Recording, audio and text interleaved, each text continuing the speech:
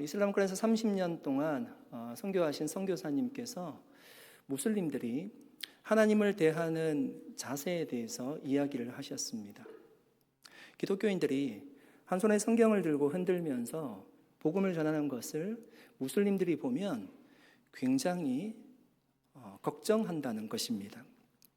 그것을 경악한다라고 표현했습니다. 무슬림은 최고의 예의를 갖추어서요, 자신들의 경전인 코란을 가슴에 두고 읽습니다. 그런데 우리가 성경을 들고 흔드는 모습을 보면요, 굉장히 불경건하다라고 생각한다는 것입니다. 그것이 그들이 신을 대하는 태도이기 때문입니다.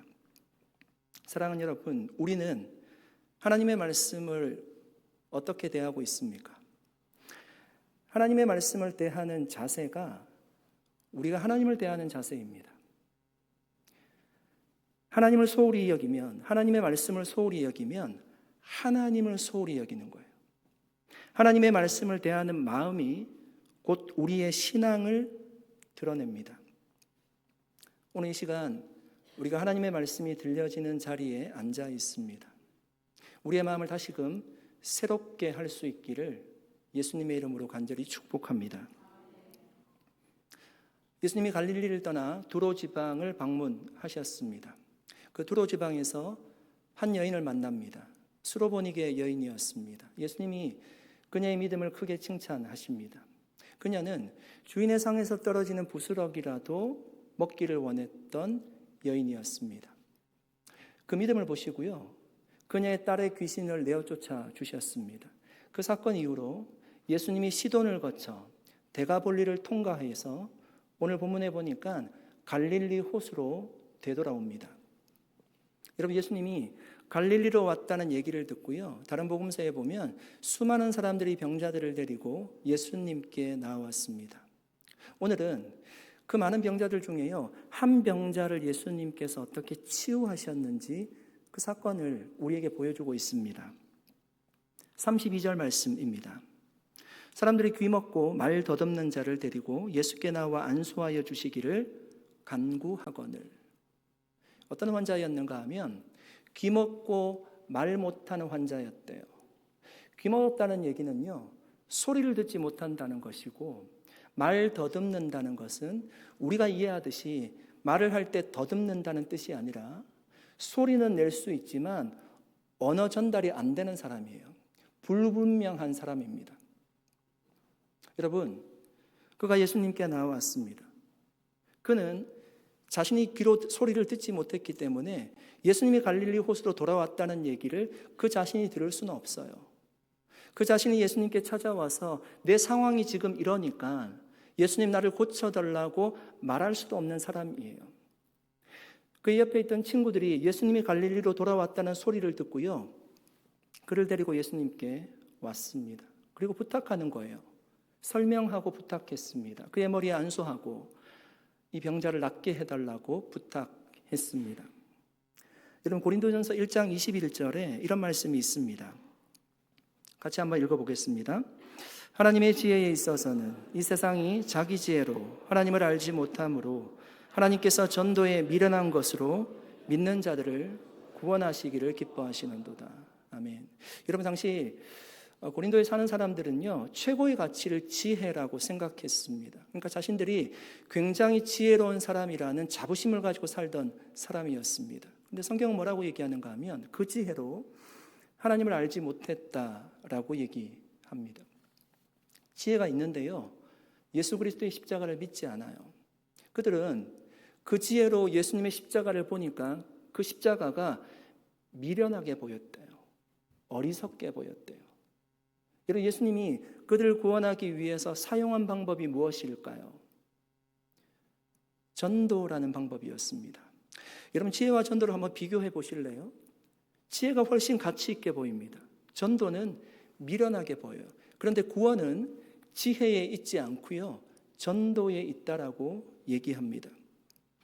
여러분, 오늘 본문의 친구들이 그 병자를 데리고 예수님께 다른 데 가지 않고요, 예수님이 갈릴리로 돌아오셨다는 소식을 듣고 예수님께 데리고 왔습니다. 전도는 예수님께 데리고 오는 것부터 구원은 시작이 되는 겁니다. 예수님께 데리고 온 그 병자에게 어떤 일이 일어났습니까? 33절 말씀입니다. 예수께서 그 사람을 따로 데리고 무리를 떠나사 손가락을 그의 양귀에 넣고 침을 뱉어 그의 혀에 손을 대시며. 여러분, 예수님이 그 사람을요 조용한 곳으로 데리고 갔대요. 왜 조용한 곳으로 데리고 갔을까요? 거기에 많은 사람들이 있었습니다. 그에게 조용하게 치료해주고 싶었을 겁니다. 여러분, 우리가 오병이어 사건을 보았듯이 예수님이 기적을 행하시는 것을 보면요, 사람들이 예수님을 임금 삼으려고 했어요. 오해했던 거죠. 그래서 예수님은 아마 그것을 경계하기 위해서 조용한 곳으로 데리고 가셨습니다. 예수님이 그 병자를 어떻게 치유하셨습니까? 예수님이 손가락을요 그의 양귀에 넣었습니다. 그리고 손에 침을 뱉어서 그 사람의 혀에 대었노라고 얘기합니다. 여러분이 누군가가 여러분에게 만약에 그렇게 했다라면 여러분 어떠실까요? 느낌이 없으세요? 어떠실까요? 침을 뱉어서 내 혀에 손을 대었다라고 생각해 보시면 어떠실까요? 네, 왜 하겠죠? 위생적이지 않아 보이고요, 불결해 보이고요, 그것이 합리적인 치료 방법이라고 우리가 생각하지 않을 겁니다. 그런데 예수님이 왜 그렇게 하셨을까요?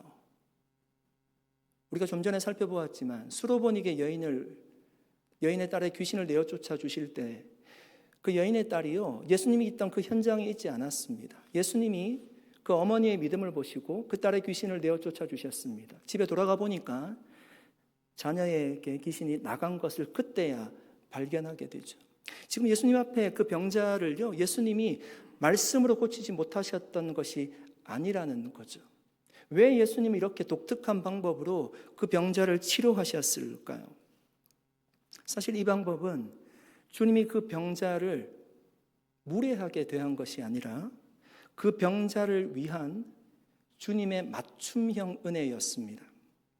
여러분 한번 생각해 보십시오. 그는 듣지 못하고 말을 하지 못하는 사람이에요. 그런 사람에게 예수님께서 자신의 손가락을요 그 양귀에 이렇게 넣었다는 거죠. 말을 해도 듣지 못하잖아요. 어떤 의미일까요? 귀가 뚫리게 될 거다, 귀가 열리게 될 거다, 주님이 그가 알아들을 수 있는 언어를 사용하셔서 지금 말씀하시는 거예요. 하늘을 우러러 예수님께서 보니까 탄식하셨대요. 이렇게 손을 들고요 기도하셨다는 의미입니다. 그가 볼 수 있도록 내가 하나님 앞에 지금 기도하고 있다는 것을 알려주시는 거죠. 손에 침을 뱉어서 그의 혀에 손을 대었습니다. 당시는 사람들이요 침에 약 효능이 있다라고 여겼대요. 그러니까 그 혀가 풀리게 될 거라는 것을 보여주신 겁니다. 여러분, 하나님은 그의 언어로 지금 말씀하시는 거예요. 예수님은 그의 언어로 그에게 맞추어서 은혜를 베푸시고 계십니다. 여러분, 한번 생각해 보십시오. 그가 어떻게 평생에요 그 예수님의 손길을 잊을 수가 있을까요? 자신의 볼에 손에 닿았던 그 감촉을 잊어버릴 수 있을까요? 그 온기, 따뜻함, 그 사랑을 어떻게 잊어버릴까요? 예수님이 눈을 맞추고 그에게 그 행위를 하셨을 텐데 그 사랑스러운 눈빛을 어떻게 잊어버릴 수 있을까요? 사랑하는 여러분, 지금도 주님은 우리 각 사람에게 맞춤형 은혜로 다가오시는 줄 믿습니다. 여러분, 제가 하나님께 기대하는 은혜와 제가 기도하는 제목과 여러분 한 사람 한 사람이 하나님 앞에 바라는 은혜가 다릅니다. 여러분, 설교 잘하게 해달라고 하나님 앞에 기도하세요? 그런 은혜 구하시는 분이 계세요? 가끔 있습니다. 직종을 바꾸기 위해서 기도하시는 분들이 계세요. 여러분, 그런 은혜 필요 없잖아요. 여러분에게 필요한 은혜는요 설교를 잘하는 은혜가 아니라 설교를 잘 들을 수 있는 귀가 필요하지 않습니까? 우리에게 맞춤형 은혜를 주신다는 거예요. 여러분, 주님이 한낮에 물을 뜨러온 그 사마리아 여인을 만나듯이요 중풍병자를 동일한 방식으로 만나지 않으세요. 삶의 현장 가운데서 땀을 뻘뻘 흘리면서 그 물고기 잡던 그 베드로를 만났던 것과 같이 혈루병 여인을 동일하게 똑같은 방식으로 주님 만나지 않으시죠. 처해 있는 환경이 다르고요. 그리고 바라는 은혜가 다르기 때문입니다. 여러분, 요즘은 사람들이 자신의 그 입장을 또 걱정을 마음이 힘들면 AI에게 상담을 요청한다고 합니다. 여러분 한번 해보세요. 이게 대화가 됩니다. 저도 해봤는데 대화가 됩니다. 자신의 문제를 AI에게 얘기를 하면요, 정확하게 반응합니다. 누군가 저 요즘 너무 힘들어요, 너무 지쳤어요 라고 말하면 AI가 어떻게 대답할까요? 휴식이 필요합니다. 산책이나 음악 감상은 어떠세요? 라고 답합니다. 틀린 말이 아니죠. 그런데 AI는요, 제가 누구인지, 제가 왜 이렇게 힘든지, 제가 그 얘기를 할 때 어떤 표정으로, 어떤 감정으로 얘기하고 있는지 알지를 못하죠. 그냥 일반적인 정답을 줄 뿐입니다. 그러나 하나님은 우리에게 일반적인 정답이 아니라 우리 각자에게 맞는 방식의 정답을 주신다는 거예요. 우리가 알아들을 수 있는 언어로 주신다는 거예요. 여러분이 사용하는 언어와 제가 사용하는 언어가 달라요.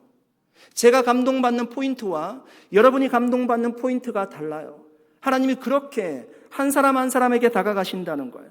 우리 각자가 이해할 수 있는 언어를 사용하셔서 맞춤형 은혜를 주신다는 거예요. 사랑하는 여러분, 하나님은 우리의 얼굴, 우리의 마음, 우리의 눈물의 이유를 아시는 분이십니다. 내가 지금 어떤 상황인지 정확히 아시고요, 내게 꼭 맞는 방법으로 은혜를 베풀어 주시는 분이신 줄 믿습니다.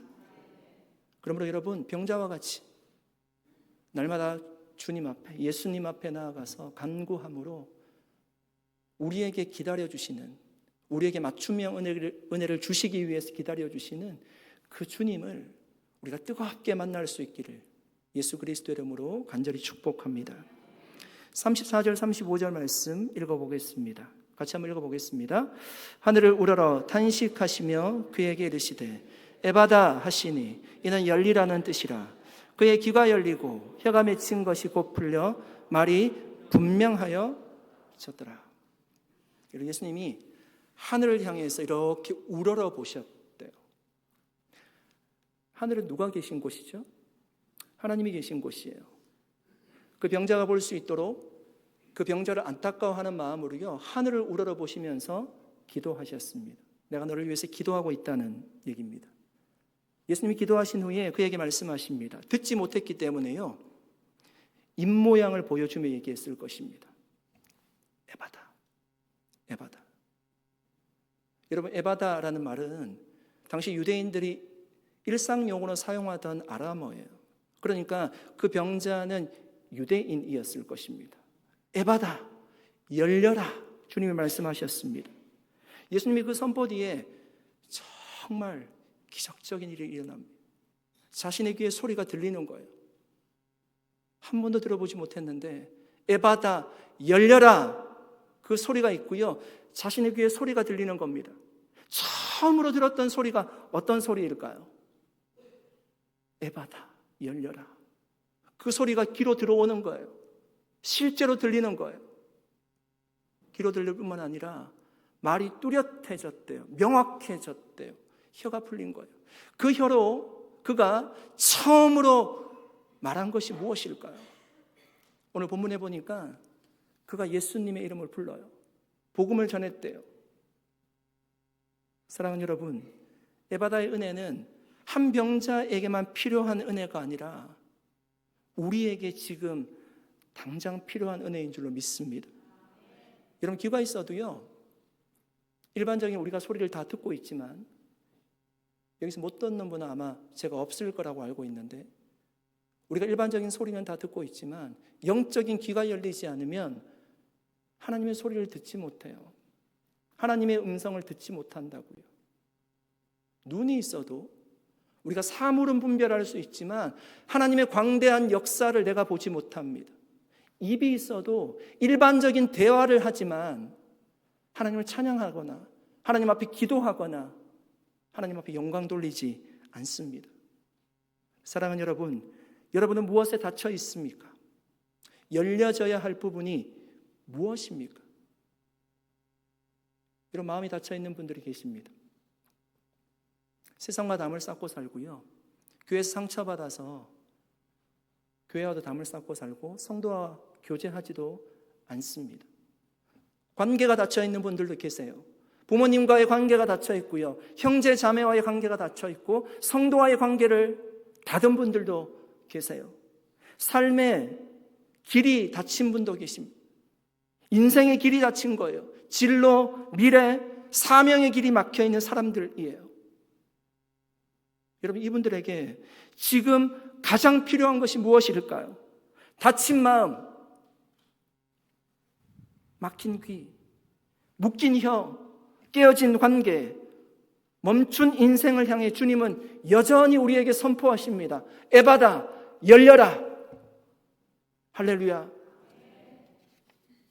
영적인 눈이 열리지 않으면요, 여러분, 우리가 새벽마다 말씀을 보고 있지만 자신이 타고 가던 나귀도 여호와의 사자가 길 앞에 서 있는 것을 보는데 이방의 선지자라고 하는 발람은 그것을 목격하지 못하죠.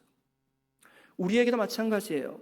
영적인 눈이 열리지 않으면 하나님 나라의 그 부요함, 그 축복, 그 상급을 우리는 보지 못합니다. 영적인 귀가 닫혀 있으면, 열리지 않으면 사무엘 시대 때 최고의 종교 지도자인 엘리와 같이 하나님이 아무리 말씀하셔도 그 말씀이 귀로 들리지 않습니다. 결국 여러분, 이런 인생은 구원의 풍성함, 기도의 응답, 찬양의 기쁨, 인생의 감사, 이런 거 모르고 사는 인생입니다. 어떤 분이 마트에 장을 보러 갔습니다. 자동문 앞에서 한참을 서 있는데요, 그 문이 열리지 않는 것입니다. 그래서 속으로 이렇게 생각했답니다. 나를 무시하나? 왜 문이 열리지 않지? 그러자 옆에 있던 직원이 조용히 다가와서 이렇게 말합니다. 고객님, 조금만 더 앞으로 가시면 자동으로 열립니다.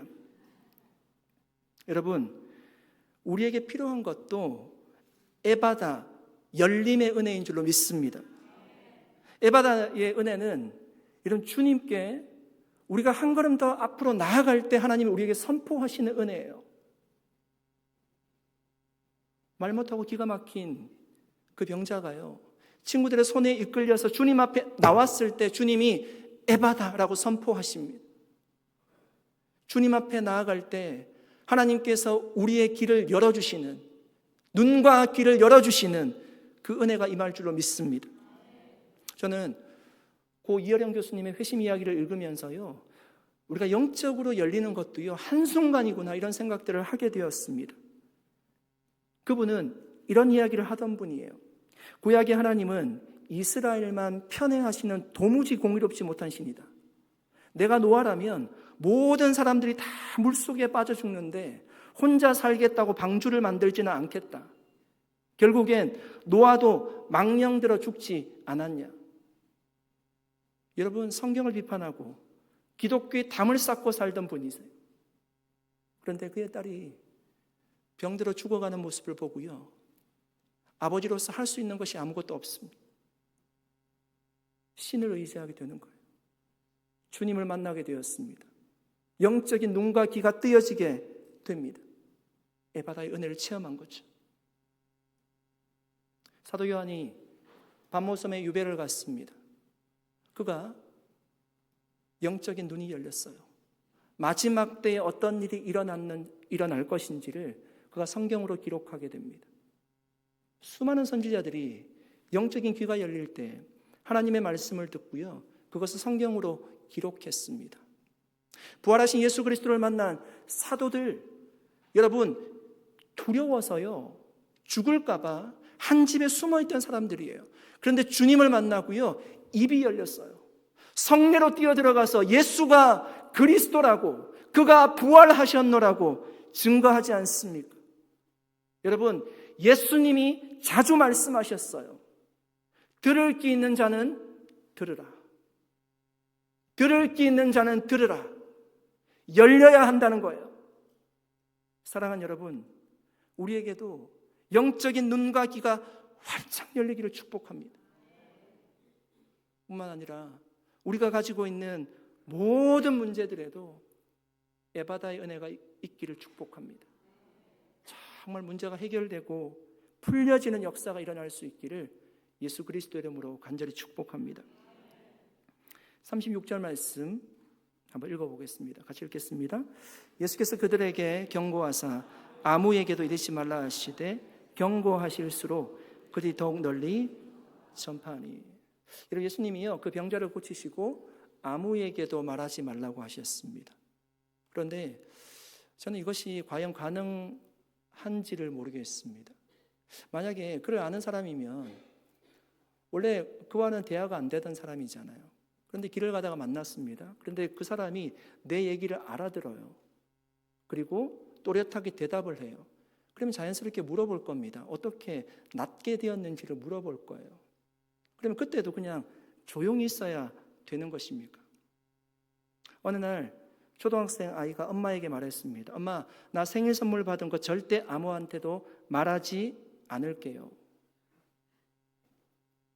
말했을까요? 안 했을까요? 여기 웃는 분들은 다 공범이십니다. 당연히 몇 분이 지나지 않아서요 친구들에게 말하기 시작합니다. 야, 나 이번에 생일 선물로 스마트폰 받았어. 그날 반 절반의 친구들은 다 알게 되었습니다. 그 다음날 선생님도 알게 되었습니다. 왜 그랬을까요? 그 선물 받은 기쁨을요 참을 수 없는 거죠. 예수님께 고침받은 사람들도 마찬가지였을 거예요. 말하지 말라고 하셨지만 이걸 어떻게 말하지 않을 수 있어요? 그 기쁨과 감격을 어떻게 전하지 않을 수가 있습니까? 여러분, 한국에 서양 선교사님 들어오셔서 처음으로 복음을 전했을 때요 그때 많은 사람들이 글을 알지 못했어요. 그러니까 내가 말씀을 들어도 그것을 기록으로 남기지 못해요. 그리고 성경을 줘도 성경을 읽지를 못합니다. 글을 모르는 사람이 훨씬 더 많은 거예요.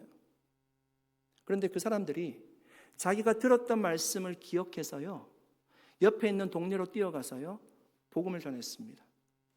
선교사님이 성경 한 권을 주면 그걸 가슴에 품고요 그곳에 가서 이것이 하나님의 말씀이라고 보여주면서 말씀을 전했어요. 누가 부탁한 거 아니에요. 전도 훈련을 받은 거 아니에요. 하나님 만난 그 기쁨, 그 감격 때문에 뛰어가서 말씀을 전한 거예요. 복음을 전한 거예요. 이런 수가성 여인이 아무도 만나기 싫어서요 정오에 물을 들어왔습니다. 그가 그곳에서 자신이 기다리고 있던 메시아를 만납니다. 그녀가 어떻게 했습니까? 물을 들어온 사람이요 물동이를 버려두고 동네로 뛰어가서 내가 그리스도를 만나느라고, 내가 메시아를 만나느라고 증거하죠. 에베소서 3장 8절입니다. 모든 성도 중에 지극히 작은 자보다 더 작은 나에게 이 은혜를 주신 것은 측량할 수 없는 그리스도의 풍성함을 이방인에게 전하게 하시려고. 여러분, 바울은 자신이 구원받은 이유를 지금 얘기하고 있어요. 자신이 구원받은 이유가 내가 예수 믿고 천국 가려고 내가 구원받은 것이 아니라는 것을 얘기하고 있어요. 뭐라고 얘기하죠? 측량할 수 없는 그리스도의 풍성함을 이방인에게 전하게 하시려고 하나님 나를 구원하셨노라고 얘기합니다. 사랑하는 여러분, 구원받은 여러분의 입술에는 어떤 이야기로 가득 차 있습니까? 최근에 몇몇 분들이 저에게 폭삭 쏘가수다 그 얘기를 해주셨습니다. 뭐라고 말씀하시는가 하면 화려하지 않고 자극적이지 않지만 굉장히 감동적인 드라마라고 얘기합니다. 저를 전도하셨습니다. 제가 보지는 못했는데 앞으로 꼭 볼 겁니다.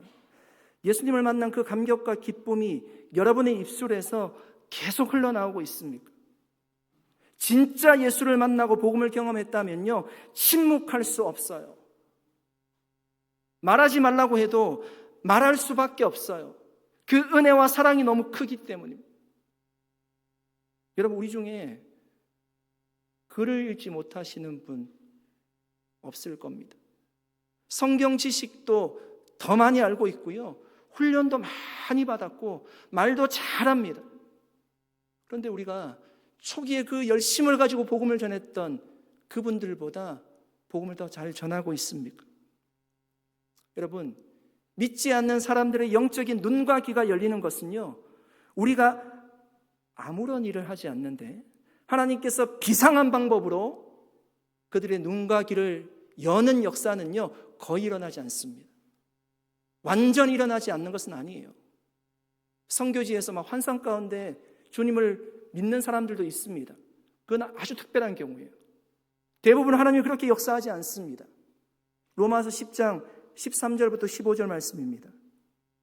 우리 같이 한번 큰 소리를 읽어보겠습니다. 누구든지 주의 이름을 부르는 자는 구원을 받으리라. 그런즉 그들이 믿지 아니하는 이를 어찌 부르리요? 듣지도 못한 이를 어찌 믿으리요? 전파하는 자가 없이 어찌 들으리요? 보내심을 받지 아니하였으면 어찌 전파하리요? 기록된 바 아름답도다 좋은 소식을 전하는 자들의 발이어함과 같으니라. 전하지 않으면 들을 수 없고요, 듣지 못하면 믿을 수 없어요. 예수가 그리스도로 고백할 수 없습니다. 예수를 주로 고백할 수 없어요. 평소 지하철에서 매일 전도하는 아주머니가 말했습니다. 여러분, 맨날 예수 믿으라는 말 들으셔서 지겨우셨죠? 평소와 다른 도입에 사람들이 아주머니를 바라보았습니다. 아주머니가 이어서 말합니다. 언제까지 듣기만 하실 겁니까? 이제 믿으셔야 됩니다. 다르지 않았습니다. 여러분, 우리가 전도하지 않는 것은 방법적인 문제가 아니라 마음에 달려 있다는 거예요. 어느 세미나에서 강사가 이런 말을 했습니다. 앞으로 30년 후에는 장로교회는 장례교회가 될 것이다. 감리교회는 감소교회가 될 것이다. 구조선이 되어야 될 교회가 유람선이 된다면 더 이상 사람들이 교회로 오지 않을 것이다. 여러분, 우리 교회는 구조선입니까? 유람선입니까? 교회에 대해서 심사가 심하게 꼬인 남편을 전도하는 부인이 있었습니다. 남편에게 함께 천국에 가자고 하면 남편은 한마디로 잘라 말했습니다. 지금도 당신이랑 사는 게 지겨운데 죽어서도 당신이랑 같이 살자고? 내가 미쳐서 교회 안 가. 가슴에 못을 박는 이 남편의 말에도요, 이 부인이 꾹 참고 복음을 전하였어요. 애타하면서 복음을 날마다 전했습니다. 부인이 어느 날 그래도 믿지 않으니까 성경을 읽다가 남편에게 뛰어갔습니다. 여보, 걱정할 필요가 전혀 없어요. 여기 성경을 보면 부활 때에는 장가도 아니 가고 시집도 아니 가고 하늘에 있는 천사들과 같으니라고 적혀 있어요. 천국 가서 저랑 같이 살지 않아도 돼요. 저는 쓸쓸했습니다. 이 이야기를 읽을 때. 여러분, 이 부인의 마음이 어땠을까요? 원수 같은 남편 하나 살려보겠다고 그런 모진말을 들으면서 자기를 부인하는 것입니다. 여러분, 어떤 면에서 전도라고 하는 것은요, 굉장히 처절한 거예요. 자기 자존심 다 내려놔야 됩니다. 무한한 사랑을 베풀어야 됩니다. 그래야지 한 영혼 얻는 겁니다. 여러분, 예수님은 지금도 잃어버린 한 영혼을 찾고 계십니다. 예수님이 갈릴리 시골을 다니셨어요. 구석구석을 다니셨습니다. 유대 지역에 자신을 죽이려고 하는 종교 지도자가 있다는 사실을 알고 있으면서 유대 지역으로 올라가시죠. 유대인들이 가지 않던 이방인 지역을 방문하십니다. 왜? 그 한 영혼 만나시려고. 사랑하는 여러분, 복음을 전하는 삶은 우리 모두에게 부여된 사명입니다. 세상 끝날까지 예수님의 증인이 되라고 말씀하셨습니다. 우리는 오늘날 이 시대에 어떻게 더 효율적으로 복음을 전할 수 있을까요? 함께 기도하고요, 고민해 보았으면 좋겠습니다. 좋은 아이디어가 있으면 저에게 꼭 말씀해 주십시오. 여러분, 그 연령대는요, 그 연령대 사람들이 가장 잘 알아요. 40대는 40대의 고민을 알고요, 50대는 50대의 고민을 알아요. 아기가 어린 사람들은 그 아기들의 엄마가 무엇을 원하는지를 안다고요. 우리 교회 뛰어난 사람들이 얼마나 많은데요. 제가 날마다 기도하고 있어요. 주님, 30대 가정 그리고 청년들 우리 교회 많이 보내주십시오. 저도 청년 사역을 했고 동역하시는 김기호 목사님 청년 사역을 했습니다. 우리가 준비되어 있습니다. 주님 보내주십시오. 여러분 힘을 모아주십시오.